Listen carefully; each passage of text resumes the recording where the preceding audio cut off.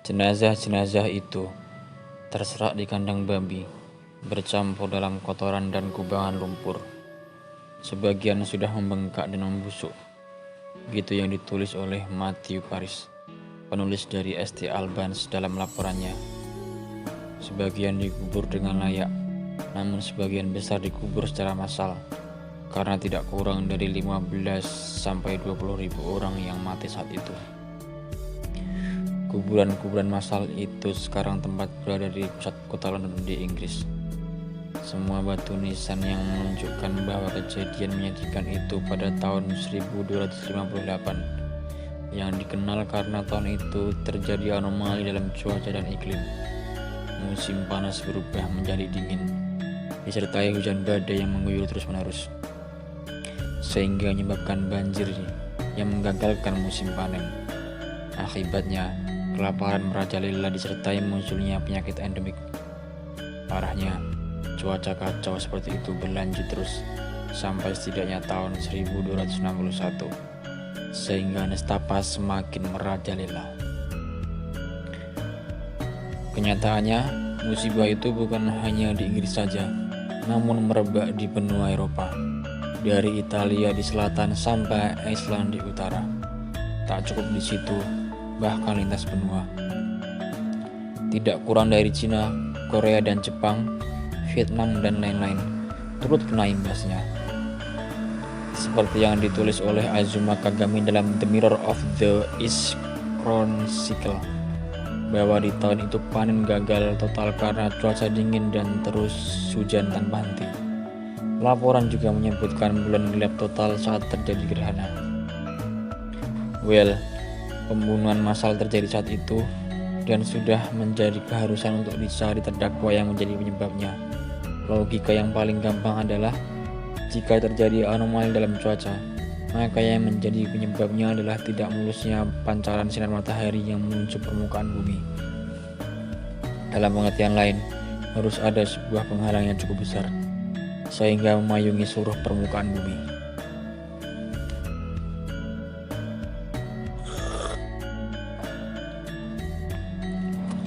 Bentuknya jelas tak mungkin solid atau cair. Yang paling masuk akal adalah berupa gas. Logika berikutnya adalah, emangnya gas apa yang cukup banyak terkandung di bumi? Jawabannya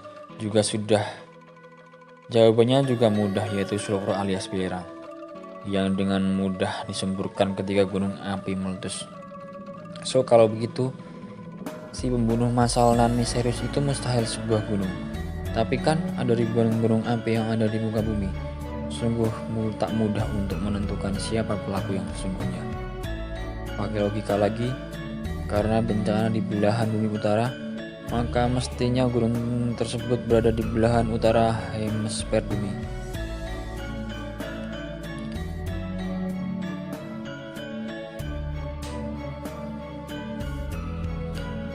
Pakai logika lagi, karena bencana di belahan bumi utara, maka mestinya gunung tersebut berada di belahan utara hemisfer bumi.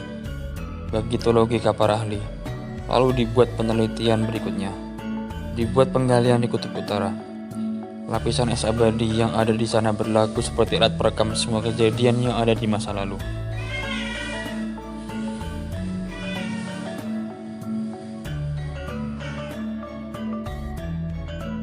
Tepat pada kolom es yang menunjuk ke tahun 1257. Bukti itu didapatkan.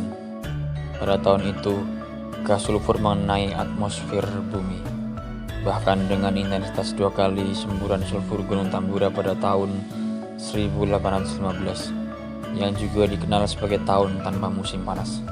Tahun yang dingin dan gelap mencekam, seraya melahirkan tulisan seram novel Frankenstein, juga melumpuhkan pasukan Napoleon yang terjebak musim dingin mematikan. Temuan pada kolom es tahun 1257 mencatat 2 kali lebih hebat dari Gunung Tambora. Letusan dahsyat yang tercatat di zaman modern, yang masuk dalam Volcano Eruption Index (VEI) dalam skala 7, atau menyemburkan material padat setidaknya 100 km kubik. Letusan dahsyat Gunung Krakatau hanya menyemburkan sekitar 18-25 km kubik. sedangkan Tambora diperkirakan 50 km kubik, alias 6 kali lebih dahsyat dari Krakatau. Nah, gunung misterius ini bahkan 2 kali lebih hebat dari Tambora, atau 12 Krakatau meletus bareng-bareng. Luar Mangkurai dan Torek. Hitung punya hitung. Semburan gasnya mencapai 158 juta ton sulfur ke udara, menurunkan suhu global sebesar 2 derajat Celcius. Bersamaan dengan itu, ditambah dengan semburan gas klorin sebanyak 227 juta ton dan bromine 1,3 juta ton yang sangat berbahaya. Kedua gas ini membuat lapisan ozon di atmosfer akan terluka dan rusak parah. Lubang pada ozon akan membuat sinar kosmik melaju tanpa menghalang. Bombardemen sinar ultraviolet sampai sinar X yang bisa mencederai makhluk hidup di tingkat mikroseluler. Satu hal lain yang tak kalah pentingnya adalah bumi memasuki zaman es kecil yang entah kebetulan atau tidak dimulai pada kitaran tahun 1250-an selama 600 tahun dan berakhir pada tahun 1850-an. Dengan kata lain, apakah sang gunung-gunung ini pula yang memicu awal zaman es kecil ini, yang tentu ditambah dengan beberapa variabel lainnya, baik dalam bentuk rentetan letusan hebat gunung-gunung lainnya, seperti Tambora di tahun 1815. Selain adanya siklus jumlah sunspot pada matahari, yang juga mengalami penurunan intensitas dengan drastis. Singkat kata, gunung-gunung di belahan bumi utara dijadikan menjadi tersangka. Satu persatu diteliti, dicari bukti-bukti yang memberatkan untuk segera dijadikan terdakwa dan diajukan ke meja sidang pengadilan. Salah satunya adalah dengan memakai sidik jari, sebuah alat bukti yang ditemukan kedalaman lapisan es di kutub utara pada kolom 1297, di mana komposisi kimianya yang harusnya sangat bagus. Gunung Tofua di Tonga, El Chicon di Meksiko, Huilotoa di Ekuador, Okataena di New Zealand, bahkan Al-Harad di Arabia, dan lain-lain, segera menjadi tersangka, dihubungkan dengan dahsyatnya letusan yang mungkin ditimbulkan. Para ahli geologis dunia segera menghubungi sang tersangka, seraya mencari bukti sidik jari, dimaksud langsung ke lapangan.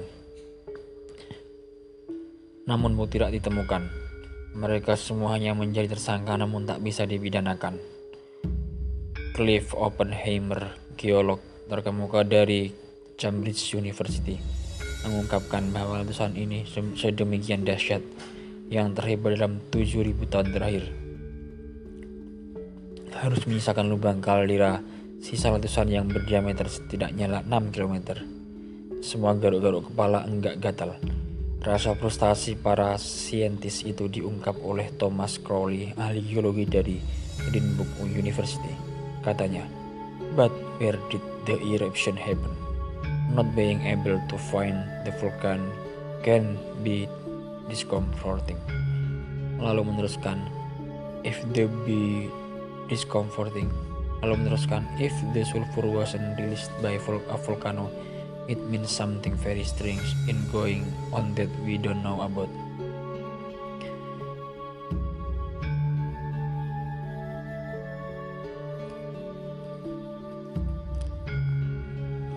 Namun terobosan itu segera datang, digagas oleh Frank Levins dari Pantheon Sorbonne University Paris, yang kembali mencoba menyatukan semua informasi yang ada. Penggalian di kutub selatan dilakukan dan tepat pada kolom es tahun 1257 ternyata sidik jari yang ada di kutub utara juga persis sama ditemukan di kutub selatan. Artinya adalah jika semburan mengarah ke belahan bumi utara dan selatan berbarengan, maka asal semburan masihlah dari lokasi di sekitar Khatulistiwa, alias tengah-tengah bumi. Jumlah tersangka segera mengerucut drastis, dan pada 2012 alias baru 11 tahun yang lalu,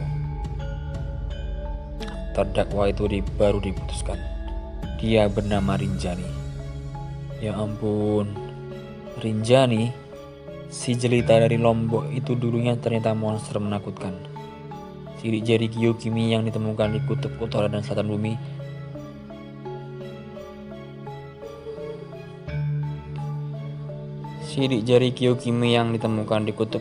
selatan bumi sama persis dengan peninggalan letusan Rinjani di masa lalu.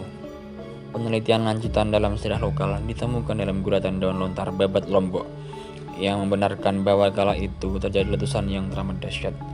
Dalam daun lontar tertulis rumah-rumah hancur dan hanyut menuju laut. Banyak orang yang meninggal. Kerajaan Lombok dengan ibu kotanya Permantan hancur dan terkubur dalam debu.